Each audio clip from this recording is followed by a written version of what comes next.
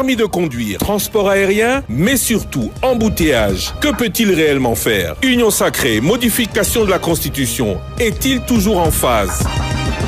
Édition spéciale ce mercredi 4 décembre, après le journal de 19h, avec le président du MLC, Jean-Pierre Bemba Gombo, vice-premier ministre. Rediffusion jeudi 5 décembre après le journal de minuit, après le journal de 7h.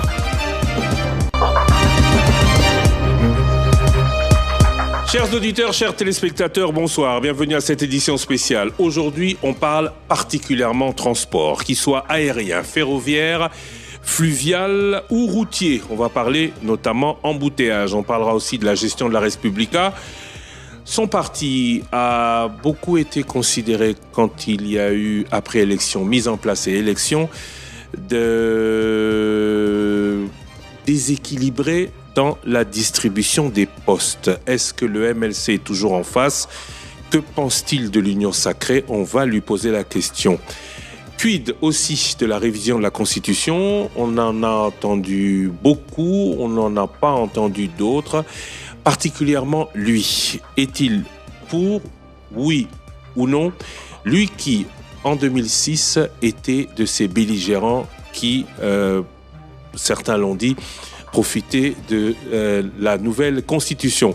Notre invité aujourd'hui, invité de l'édition spéciale, est Jean-Pierre Bemba Gombo, président du MLC, surtout vice-premier ministre et ministre des Transports.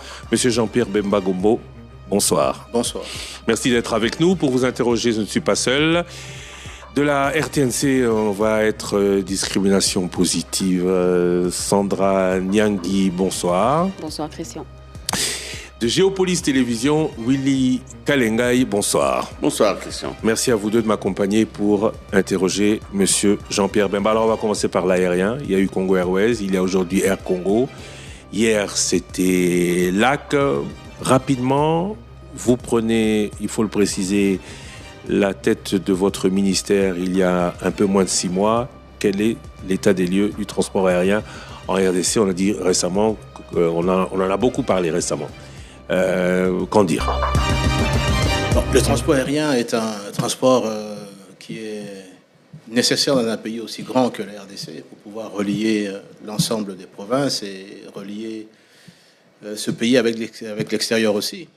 Mais lorsque nous prenons le ministère, nous n'avons pas d'avion, ni au niveau de Congo Airways. Et la première des mesures que le gouvernement prend, c'est de donner les moyens pour qu'on puisse relancer Congo Airways. Malheureusement, je dois dire là-dessus, oui, deux avions sont arrivés, mais malheureusement,